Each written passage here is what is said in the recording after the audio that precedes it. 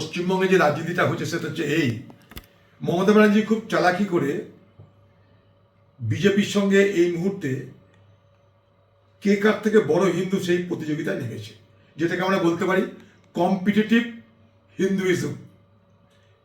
অর্থাৎ মমতা দিদি দেখাচ্ছে আমি মোদির থেকে বড় হিন্দু। আমি দেখো পুরীর আদলে আমি দীঘাতে জগন্নাথের মন্দির বানাচ্ছি, অর্থাৎ বলার মানে এই যে আমি মোদির থেকে কম হিন্দু নই। হাম কিসি সে কম নাই, শিখেছি আমরা সিনেমায়। এখানে দিদি বলছে আমি মোদির থেকে কম হিন্দু নই।